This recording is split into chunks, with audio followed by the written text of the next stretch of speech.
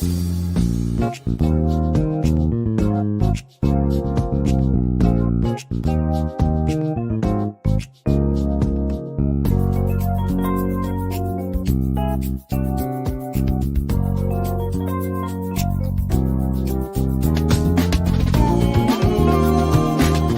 the tea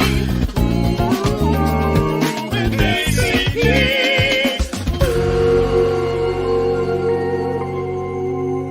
Here's the tea with ACP. That's kind of cute. Hello and welcome to What's the Tea with ACP, a live webcast where we feature artists and they chat about us, they chat with us about what's going on in their lives, their art, and their social experiences. This week, we have one of my best and closest friends, Joshua Conyers. He is back for part 2 because part 1 we just couldn't get enough. We had so much more to discuss and we plan on doing that today. Before we meet Josh, I'm going to tell you a little bit about what's the tea and what's the topic for today. So today's tea is reality. And this edition of What's the Tea, we'll discuss and be chatting about equity in opera, about some body politics in opera, as well as being Black in opera and what that means. Just a little bit about Joshua before we get into the tea. I'm going to read just a little bit of his bio. The bio is extensive, darling, and we read it the last time, so go check out episode 1 of the part 2 episode with Joshua Conyers. So, just a little bit about Josh. Baritone Joshua Conyers has been hailed by Opera News with a deliciously honeyed baritone that would seduce anyone. And the New York Times is having a sonorous baritone that wielded and seduced. Mr. Conyers, a native of Bronx, New York, is quickly being championed for his captivating performances as he continues to be recognized as one of the most promising young dramatic voices of today. Equally active in the contemporary opera, Mr. Conyers performed the role of Jason in the world premiere of Matt Bowler's 75 Miles and Uncle Wesley in Carlos Simon's Night Trip for Washington National Washington National Opera's American Opera Initiative. Mr. Conyers covered the roles of Mr. Umeya in the American premiere of Huang Ruo's Dr. Sun Yat-sen in Mandarin Chinese, and Walt Whitman in the world premiere of Theodore Morrison Oscar, both with the Santa Fe Opera.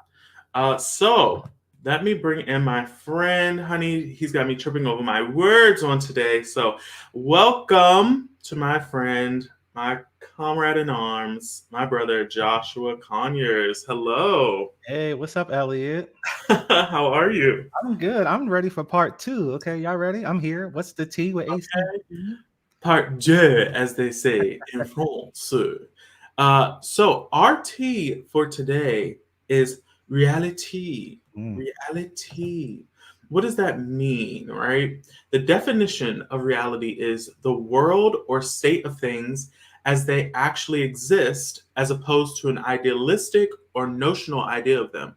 It's the state of it's the state or quality of having existence or substance. And we have existence and substance. We are here. We are in the field. We are in the operatic world. And that is our reality. That's right. So we have a couple of questions from last week that we didn't really get to either dive in deep into, or we didn't really get to kind of expand upon. Because we went in last week. That's why. We went in. We went in. We were, no shade, reading. And the good thing about it, from that experience from a couple weeks ago, we already have had great responses, and we're able to do a couple of things with a couple of companies, and be able to kind of say more to the youth about what we have experienced, and also about what we would like to see going into the future. And I mean, it's just been really amazing. Josh, do you want to talk a little bit about that experience with like tutoring a younger generation and what they were like, and kind of that? So me and Elliott actually teamed up and did a little like studio class for high school kids. And I tell you that these kids were like amazing and thoughtful and thought provoking about the craft of opera. And a lot of times we always say, we see a lot of older people in the audience, and we don't realize that there are thousands and thousands of young people who are interested in this old art that we call opera. Mhm. First, I mean, it is a huge passion of mine to give back to the younger generation. They are our future. We're both young singers too, so we're still a part of that future. But I'm all about just picking their minds because they're so creative and innovative. These kids are bold. Um, Bold. Okay.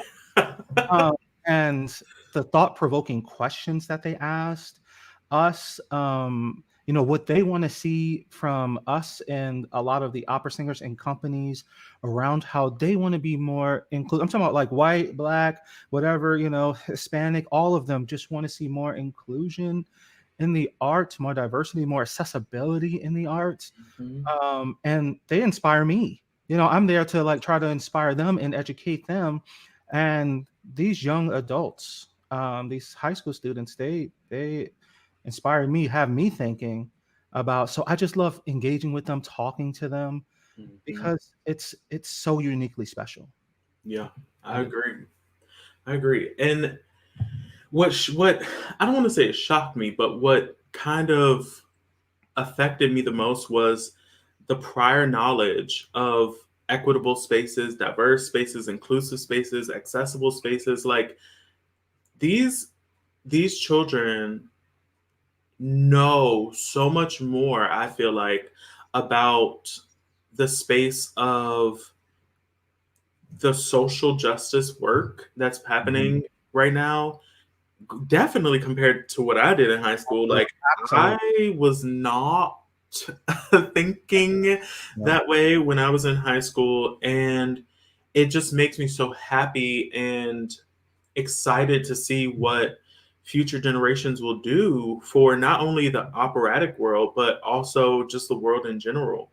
To have such a foreknowledge of how things should be treated um, is really a testament, I think, to their generation. And I'm hoping that that I'm hoping that from that spawns so much places of more creativity and more activism, and but not just for show, right? Like that's the thing that I think was the most interesting thing, is that like these kids, these teens, I shouldn't even call them kids, these teenagers were not just doing this like for show, right? They're not just Yeah. like learning the things like how to dismantle like white privilege, just to be like, I know what I'm talking about. I know. No, like they're like in it.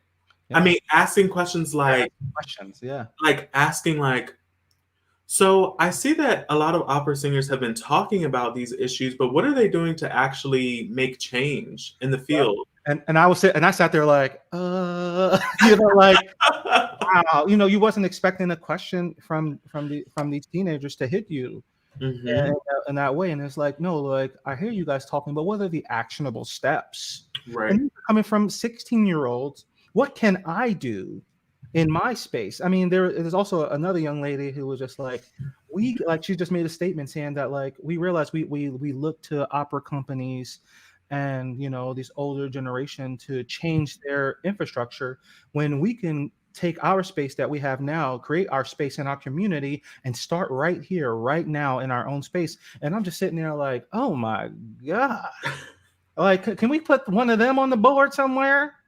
You know? For real though, actually. Yeah, I was just like, oh, like these these teens are, I mean, they're just on a whole nother level than where I was. And it's Hmm. because it's like a blessing and a curse because they live in the information age. They get so much information thrown at them, negative, positive, Hmm. wrong, truth, Right. false, and they have to shift through a lot of that information.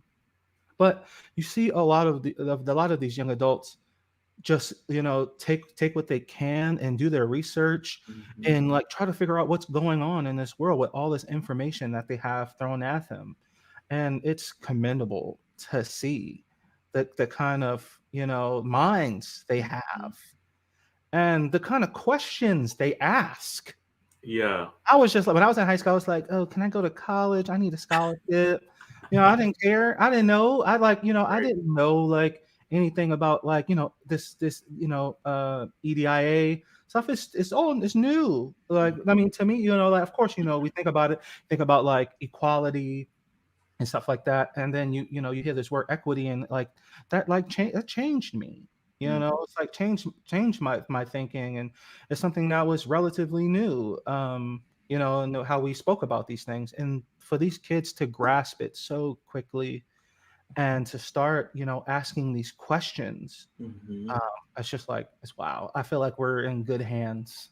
We always say the next generation is, oh, those kids are crazy, but I was just like, no, these kids know they got their information. Okay, Right. they're loaded with the information, and they're going to ask questions until they feel like it's right and it's together.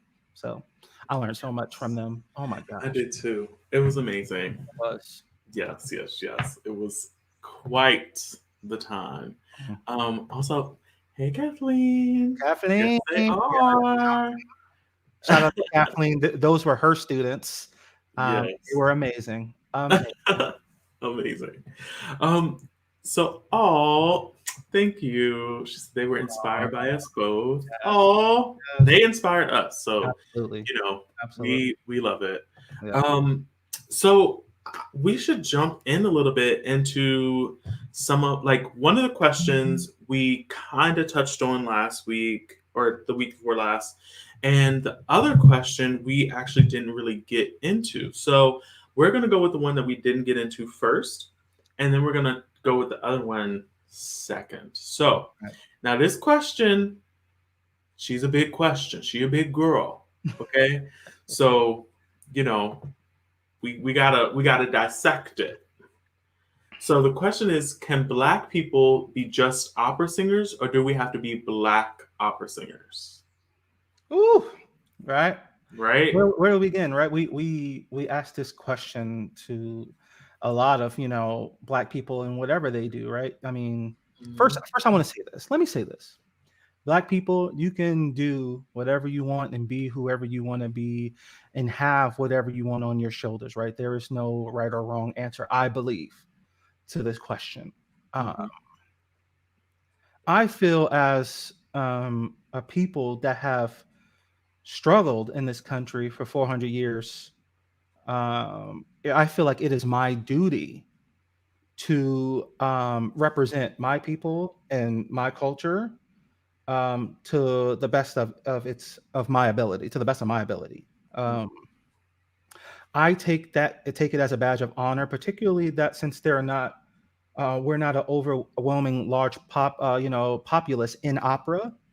No matter what I do, people are going to notice me around. First of all, I'm 6'4", 300 plus pounds, opera singer, right, and black.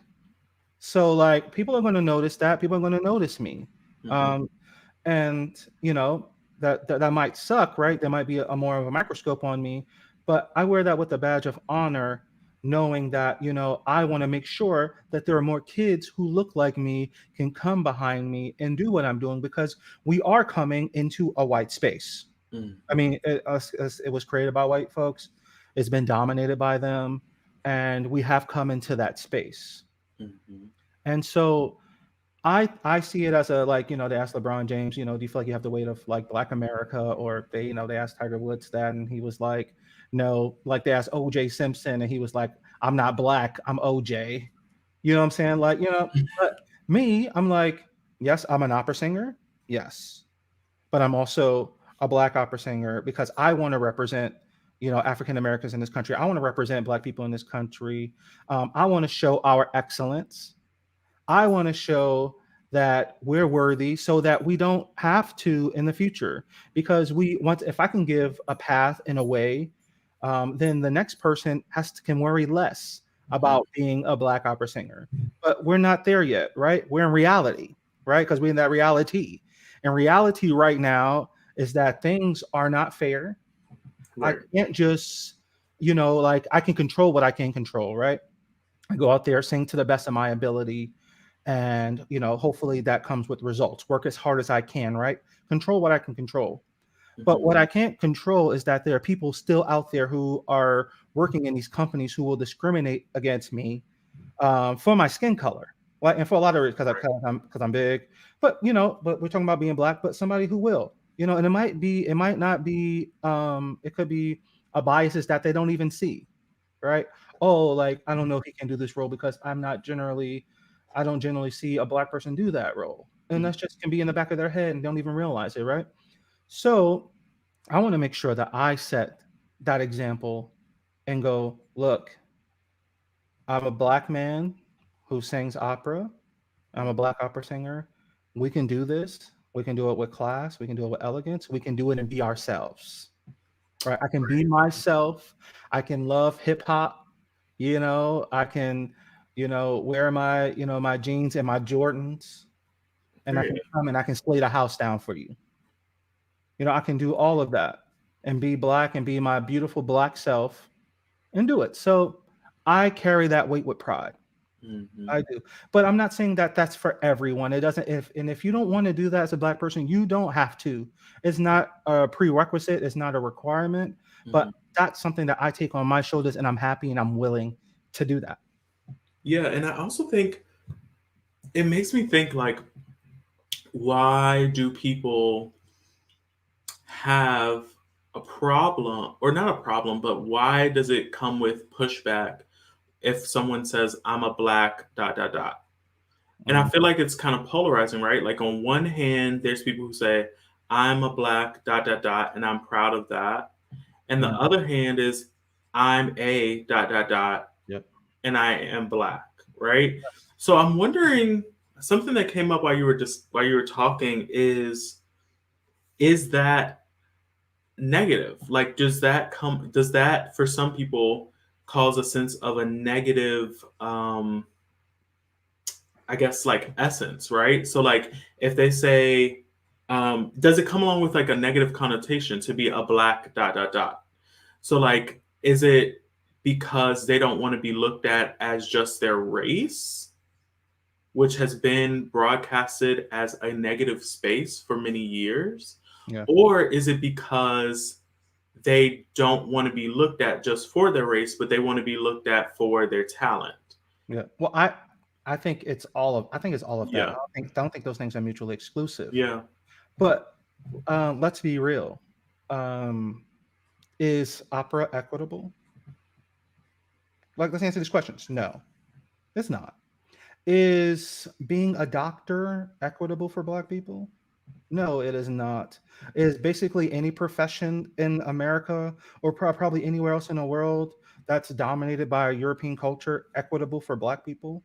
No. So until then, we can say that yes, I'm just you can say whatever you want to say, Hmm. right? Yes, I'm a doctor and I happen to be Black, right? We all want that. Hmm. But in reality, and let's be in realness, nobody they're not looking at you as just a doctor. They're looking at you like, oh, look at that Black doctor who's the only Black doctor out of the two or three Black doctors that's in this hospital, because Right. that's real. And like and you don't have to deal with that in your brain, but that's just the way it is. That's the way that the dominant class set it up here in America. Until these things become equitable for us, we're going to continue to be that. Right. And I mean, and that's what it, and that's the sad. I mean, it can be sad, but that's the truth. So until things become equitable for Black opera singers and BIPOC opera singers in our profession, I will gladly continue to be the Black opera singer who tries to show as much excellence as possible, so that when it becomes equitable, those kids 20, 30 years from now, hopefully sooner, will be able to say, I'm an opera singer because I look around me and there's three other minorities singing with me. Wow, that Yeah. was deep. Wait. Rewind that back. Say that again. So basically, you're claiming your space as a black opera singer now, so Mhm. that future generations have the comfort in saying, I'm an opera singer, because they don't have to identify as just a Black opera singer, but they can identify as an opera singer because the space is inclusive, diverse, and equitable. That's right. Ooh, that's a clip. Somebody make that a clip. I love that, because that's where I was trying to. That's the part of it that I was trying to like make sense for myself between the dichotomy of the two. Is like, when can we say I am an opera singer?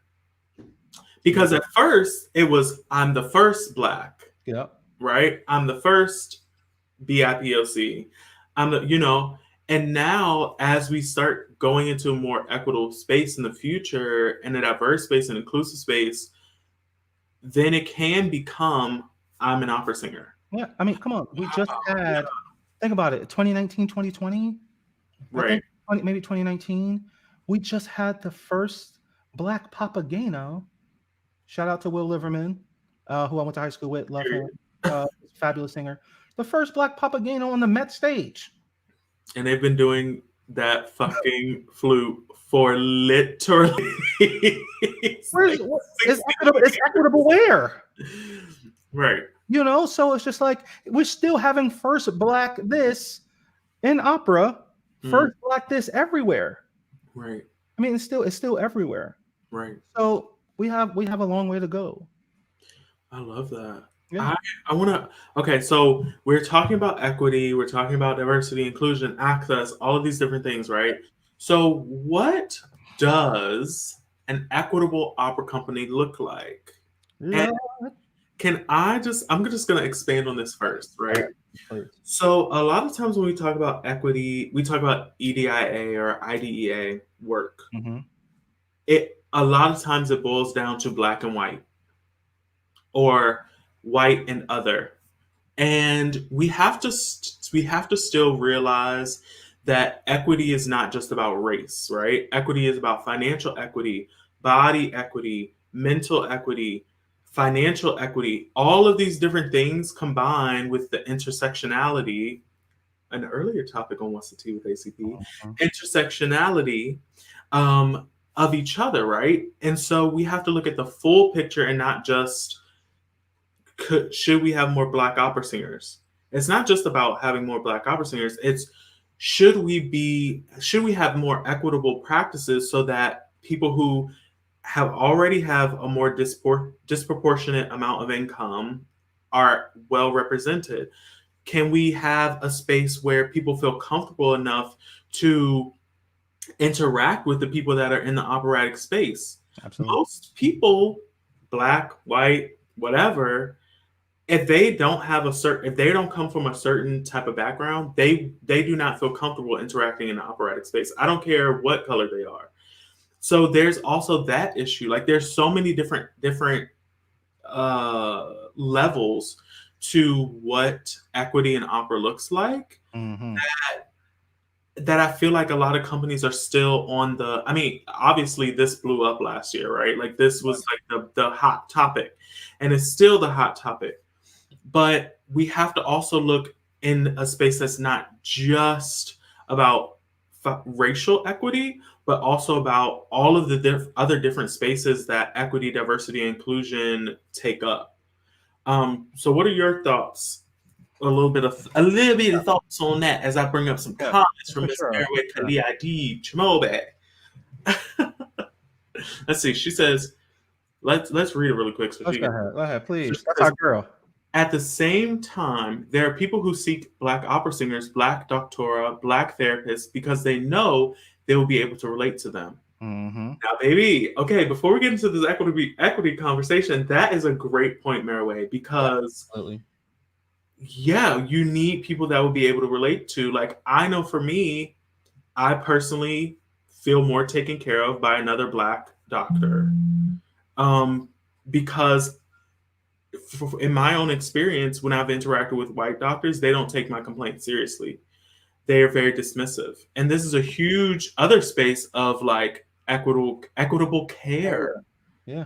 Equitable care in trauma. The field. In trauma.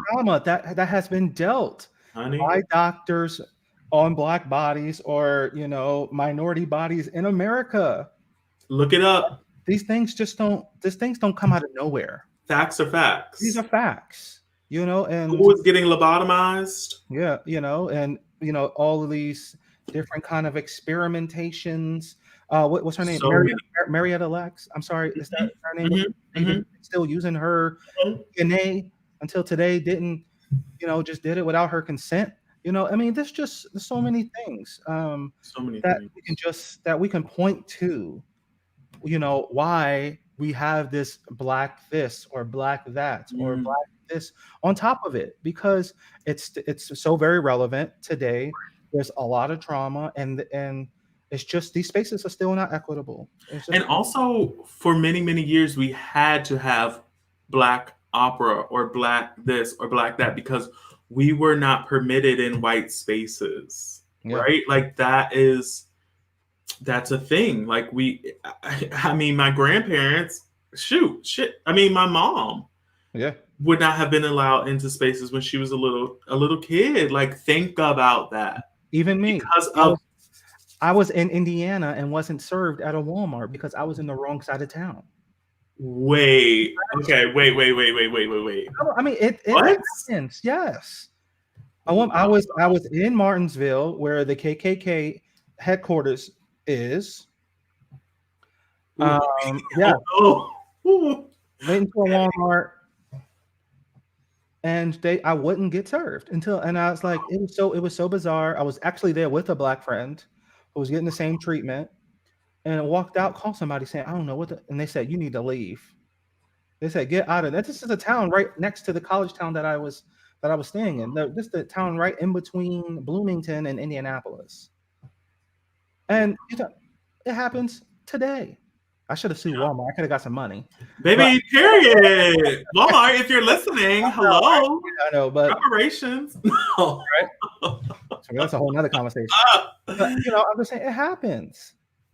It really does. Especially, sorry, go ahead. No.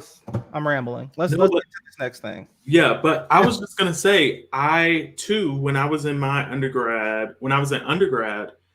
in the middle of the mountains near West Virginia, Hmm. like, I mean, walking from my dorm I mean, I've talked about this a little bit on Facebook, but walking from my dorm to the cafeteria with my friends who at a PWI were all white. I mean, except for like the people that I was walking with, right? It was all white, all white women, and we're walking from the dorm, literally like maybe 200 feet max. We walk out the door, and a truck with these four white guys pulls up and is like, "What are you doing with that N word? Mm. What are y'all girls doing with him? What are y'all doing with that big black N word?" Mm. I'm 17 years old. 17 years old. Okay. First time away from home. Terrible. And that happens on campus. Right? The thing is, like, people don't realize sometimes, I think now more than ever, people are starting to realize that these things happen to us every day.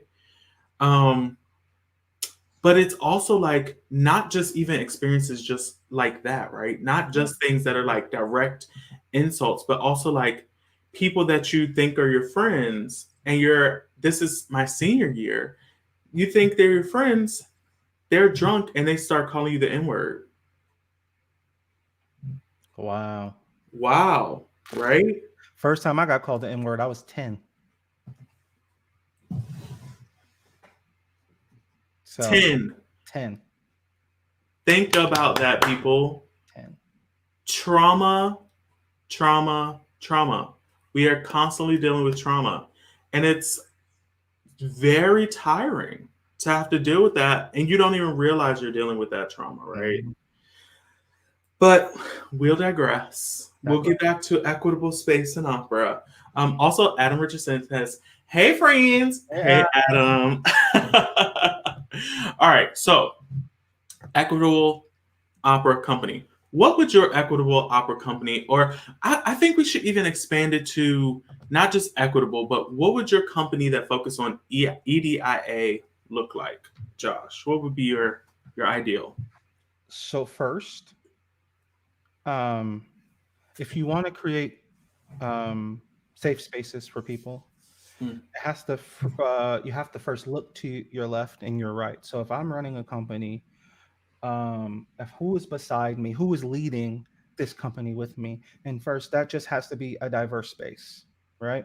mm, And any white person out there who runs company, which is most of you or a lot of you, look to your left and look to your right and mhm, see the bias that you might not even know who you like. You might want to hire all the black people you want on stage, but if you don't have diverse thought, inclusive thought in your leadership team, how could you ever be equitable? So let's start there, mhm. right?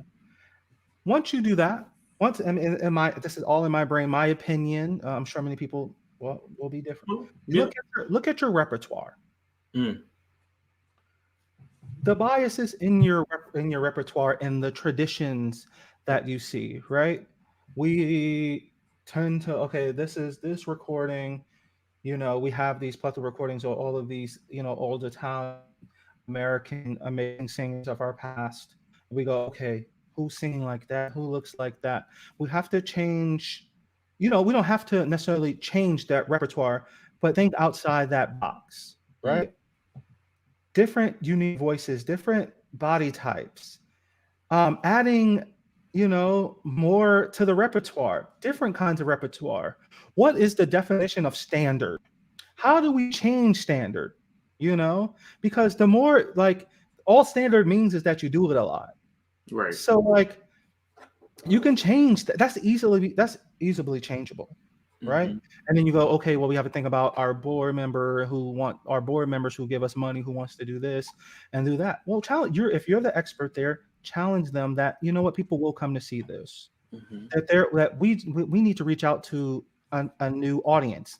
Now, talking about audience members and the community, right? Hmm. What are you now doing in your community?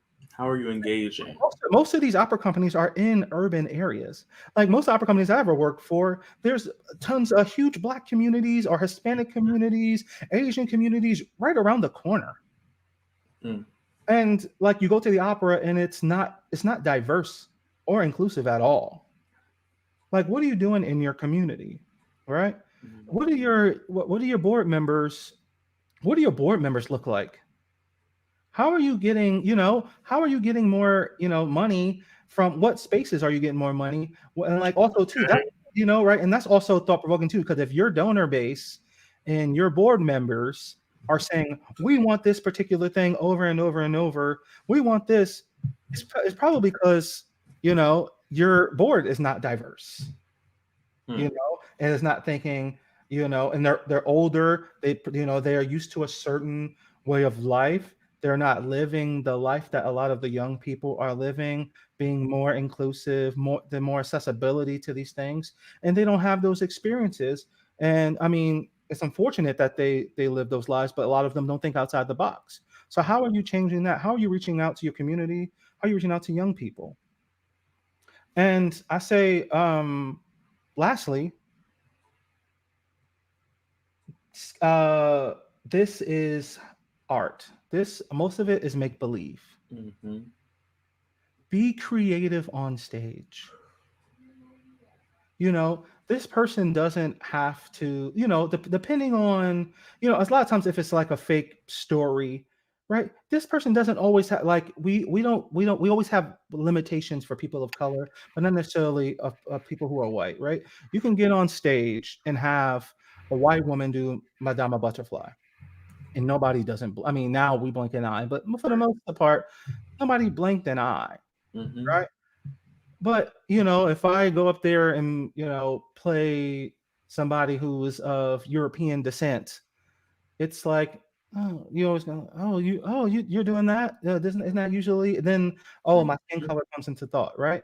This is we're in a make believe space, right? So all of that goes out the window. Let's be creative, right? We want to have this Hollywood kind of, this realism style, and that's what we talk about repertoire. Because if we just do what all of the white men have written for us for the last 300-400 years, then there is no space for me, right? Then Okay. right. So it's time. You gotta start. These people have to start thinking outside the box. Seriously. And it's going to be it's a group effort, community, leadership, donor base, repertoire. One day at a time. It's not going to happen overnight, but show us if you're making these commitments. Show us, start doing these things, and not just throw up a whole bunch of Black people on stage for a year and say we're diverse, and then you slowly start going right back. Go right back. Right. To what you've been doing. And they've been doing that forever. Right. That's been the pattern for a very long time. Right.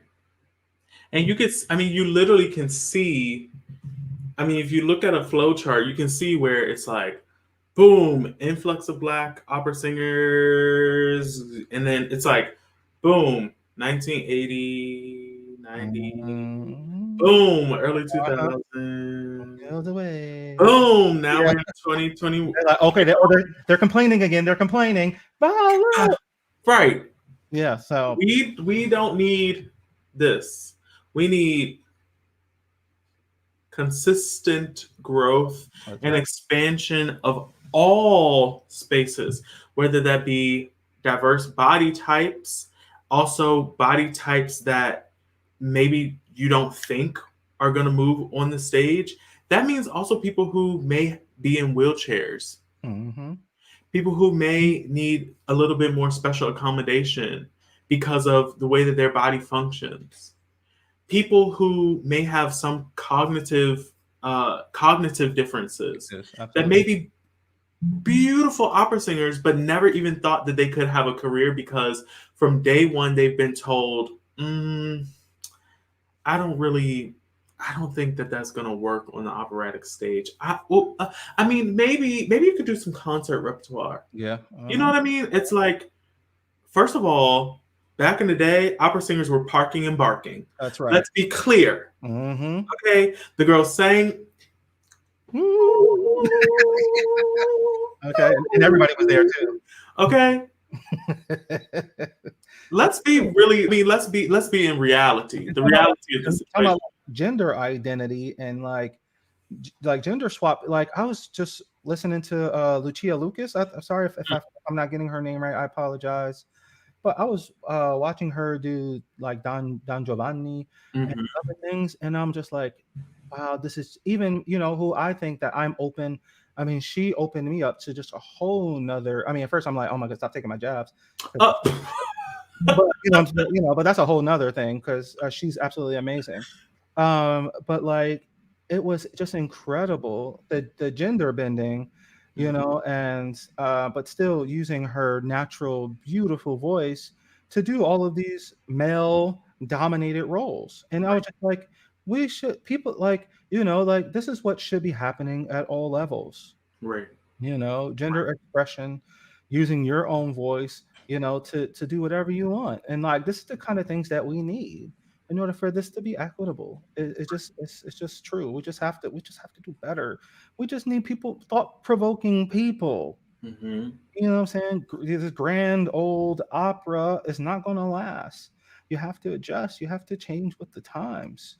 Right. And the thing is, we want accessible things. Right. It has to be acceptable. And something that come on, Mary would say, park and bark, sis. And she said she wants music composed for us by us. Okay? We can talk about that. Fubu. We can. Well, we can. Maraway, we can dig into that. Okay. I also something that's interesting that has bubbled up with me talking with different musical groups and organizations is the fact that like I personally did not choose opera. The operatic canon chose me. The voice that I was born with has always been in a space of classical production. Like I had to learn how to sing R&B or jazz or other genres, gospel. Like I had to learn how to sing that way. My voice has always lent itself to a more classical space. Also, Adam says, I want non lazy casting. Can I get an amen? My voice has always lent itself to a classical space. Um, and to be quite honest, opera lately has, as I come into adulthood, I've started to wonder why I sometimes feel like I resent our art form. And this Yeah. is real. Like this is the reality, right? And I've recently started to understand that it wasn't that I was resenting opera, the technique, the classical technique of singing. It's I was resenting, or even opera as a whole, I was resenting the stories that were being told, and also the people who were telling them, the way that their lens was being broadcasted, the directors, the way that the directors broadcasted things. I was resenting the way that casting happens. I was resenting the body politics. I was resenting the financial difficulty it is to be an opera singer. All of these things are things that I didn't choose, Yeah. right? Like these are things that were put on me as a result of the natural voice that my body has.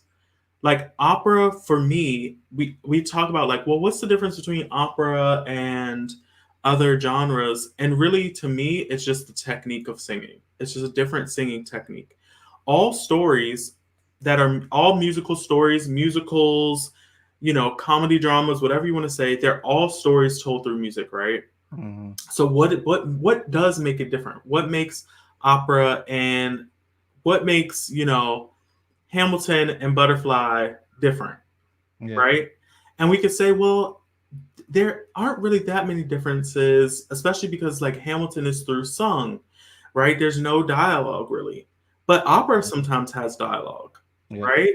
So it's not to me about the actual mechanism, it's about the mechanisms of the performance, but about Stage. Yeah. the technical things that happen with the throat. Or That's what causes opera to be its own genre. yeah. Um, and so, Non-amplification, things like that. Yeah. Just right.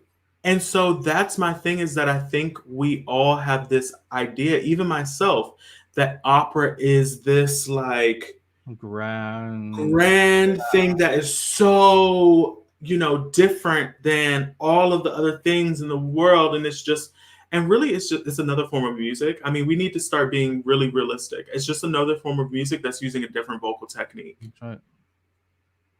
And once we realize that, we can take ourselves out of that mindset of like, this is what opera has to be, and start to put it into this is what opera can be by using this vocal technique that we fostered over our years of study. Mhm.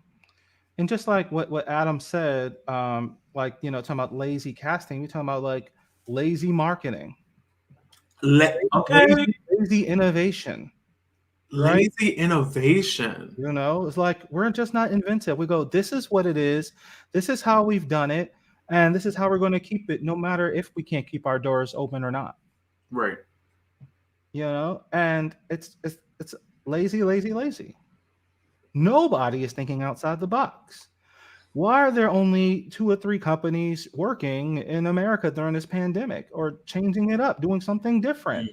Try to give people opportunities, right? I know safety comes first, right? But how do we do this safely and equitably when people are struggling and dying, to do this work? We have artists starving, trying, not having jobs or just straight up leaving, right. you A know, lot of artists or just being leave. like, bye, I'm not doing this anymore. Yeah. And it's just like no creativity, Right, no, it's just lazy. I mean, right. no, for lack of a better word, it's just laziness. And we all just have to do a better job of creating something more unique and special Mhm. and giving it to the masses. That's what we Right, want to do. I don't. This is Why does opera have to be this niche form? It wasn't always like that. Opera was the thing.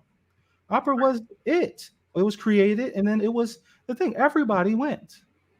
Right. You had your boxes. The peasants were all sitting in the orchestra. Not that They were the low class. They all sat right now.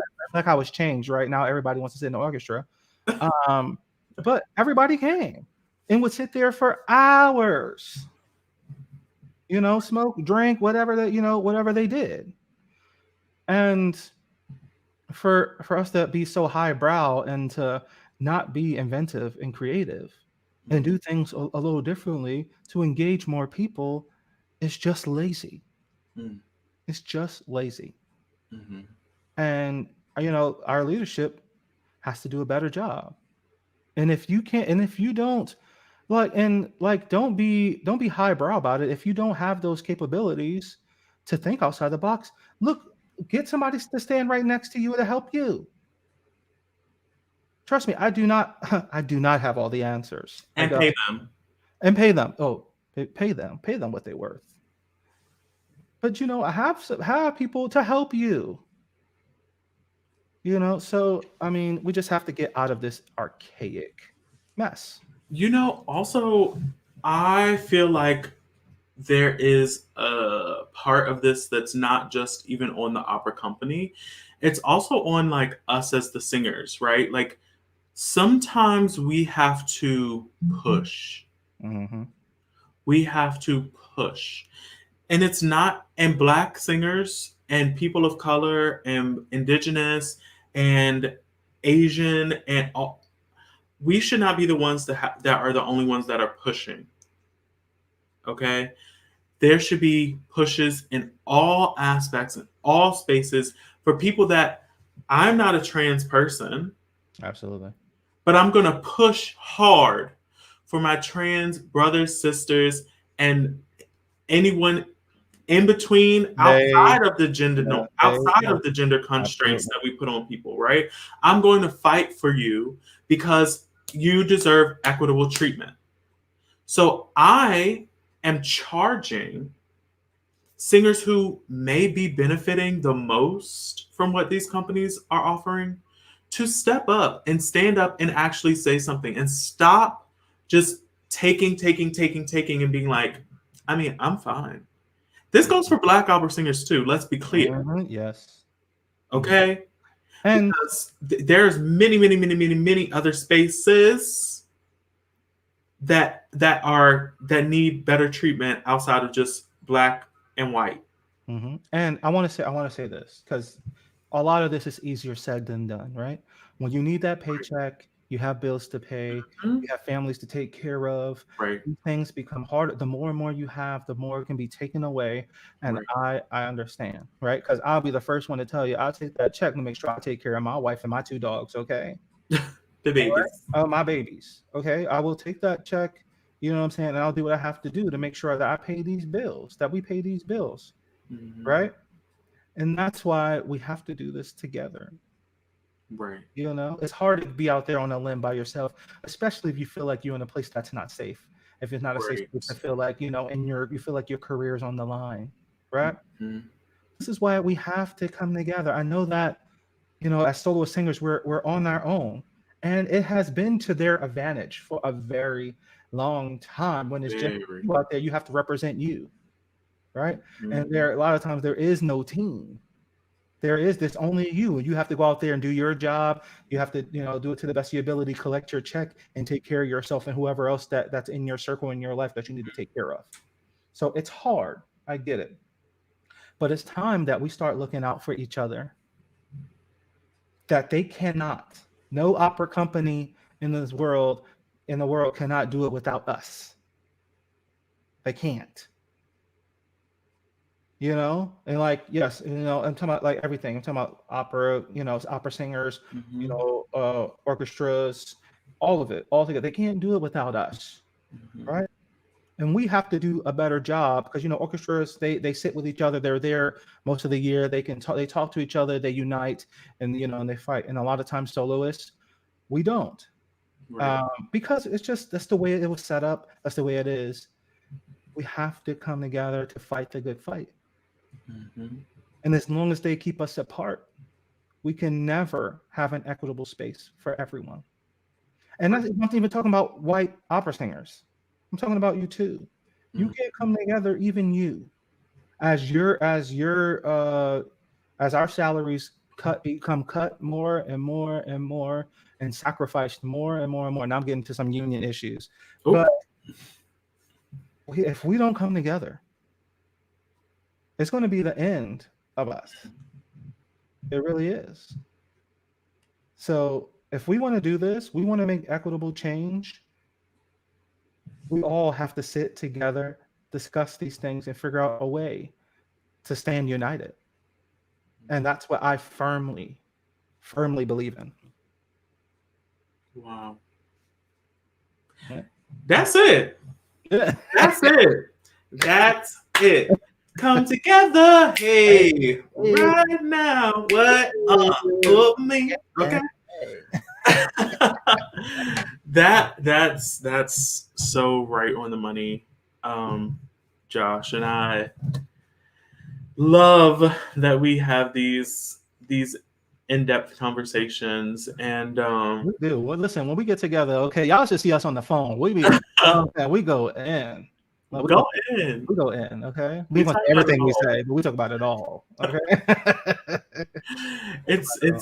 It's such a blessing to be able to converse with you and to have these type of conversations with someone that I admire so much, and that I've learned so much from, and I'm just so thankful that you were available to come back in at such short notice, honey, because we had to do a little switcheroo, okay? And I'm so happy that you were able to come in and share your time, share your knowledge, share your heart, your spirit, your experiences. Anything for you, Elliott. I'm here. I'm swooning. But I so appreciate you. And also, I just want to give a little, do it. Maybe you don't want this just go known just yet. Oh, maybe not yet. I don't know. Maybe not yet. I don't know. But just be on the lookout for new projects coming from Mr. Conyers. Yes. There are some really cool things happening in the works. That's right. And I'm excited to see what comes out of these interesting things you've got planning. Yes. Thank you. Yeah, I got some interesting things coming up. I'm not ready to share yet, but it's coming. So I just appreciate, what I'm saying, Elliott and What's the Tea having me on. Let me speak my piece. Yes. I appreciate y'all. We appreciate you. I'm gonna pop you in backstage, but hang out there and we'll chat after. All right, bet. Perfect. All right, y'all. Thank you so much for watching. It really means a lot for you to continue to support us here at What's the Tea with ACP via All Compass Projects. Please take a moment, if you haven't yet, to go check out All Compass Projects Facebook page and YouTube page. We recently released a series of videos called We Too Sing America that are based upon the life and works of African American art song composers and the poets that the art song composers took from. So just go on and check that out. It's a very comprehensive series. It's a really beautiful series that really highlights the work of African American composers, and it's super informative, but also very it's informative, but also touching is the best way that I can describe it. And I think you'll enjoy it a lot, and I think you'll learn quite a bit from it too. Don't forget to come back and join us in 2 weeks for the next episode of What's the Tea with ACP. Also, make sure you check out our podcast. You can find it anywhere that you download your podcast, Spotify, Apple Music, all of the places. So please enjoy. Come back and join us not next week, but the week after next. Also, next weekend is Valentine's Day. So happy early Valentine's Day to the people who celebrate that, and enjoy. We are so happy to continue to bring you What's the Tea with ACP. Thanks for watching.